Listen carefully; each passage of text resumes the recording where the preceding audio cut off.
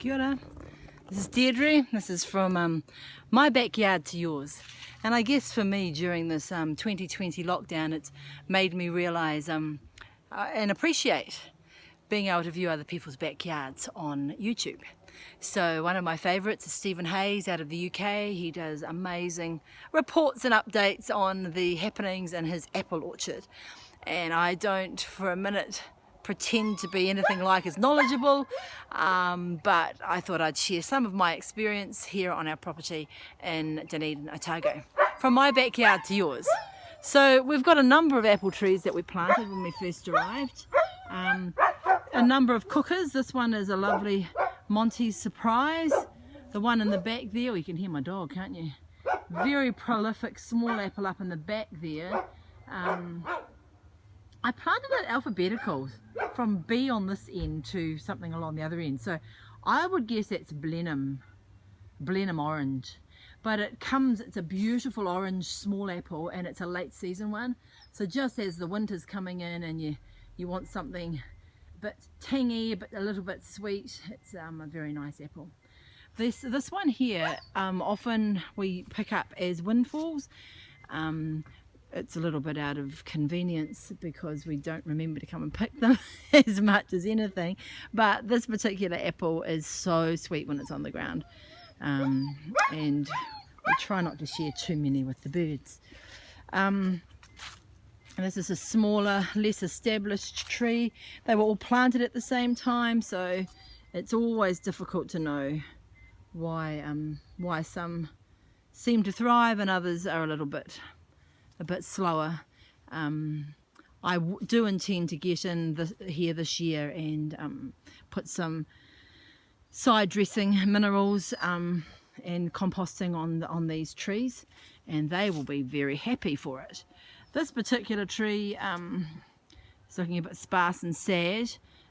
I suspect that this one here will just need a good pruning off of some of this deadwood, bit of shaping. But it's another nice cooking apple tree, that one. And one in the back there.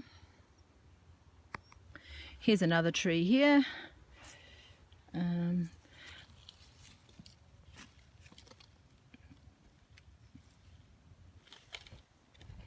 It's always nice if you can actually read your labels.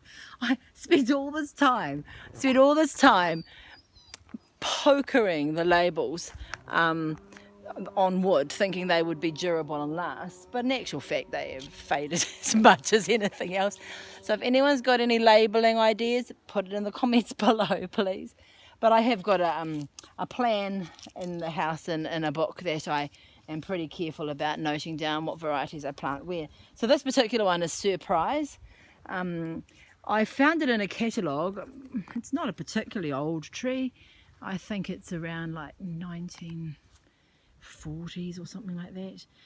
Don't quite remember, but have a look. It's generally available at many suppliers. Here in New Zealand we've got Waimea nurseries. They tend to be fairly prolific and do a good range of apples.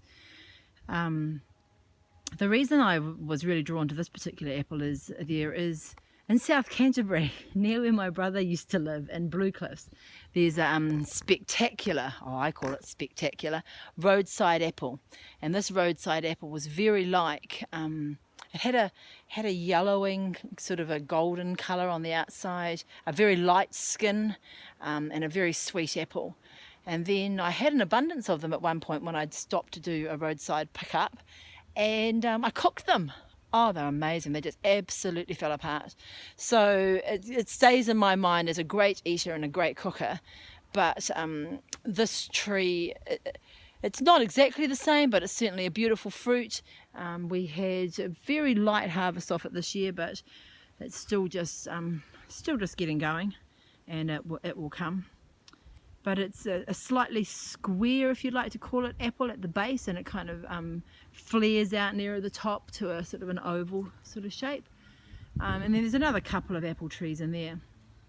At this end of the garden, obviously, you can see there's a bit of work to be done. We've got a wonderful natives area, New Zealand native tree area in our property, and part of that is fairly heavy grassing. Unfortunately, that grass does tend to self-seed and get in and established around all of the trees. So quite often we need a good haircut of those points to allow the other trees to stay established. So this is the more established apple area in our property. Each of these were purchased trees. I mean, I'm not against people purchasing trees, but it became a bit of an economic consideration when I was paying, when you were looking at paying between $30 and $40 a tree, when there is the skill around of grafting. And you can see some comments in the videos if you want to subscribe. I'll list some videos on my first grafting efforts, and it certainly has plenty of information around about how-to of grafting, but I will put up some of my experiences and the things that really helped me as a first-time grafter. But all the other apple trees that we've got in our property have been grafted. So when I'm looking at it, actually that Monty Surprise is probably the most established tree.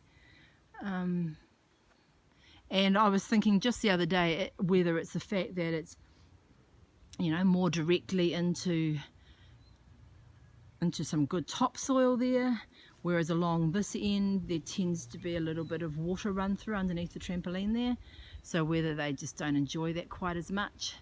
I do notice that the apples down there are a little bit marked as well, but look, it's all good. I always think it's good to get a tree in the ground, because then it's closer to being an old tree, and old apple trees, older apple trees, more established, you get stronger and sweeter fruit off it. Alright, that's all for now. Bye.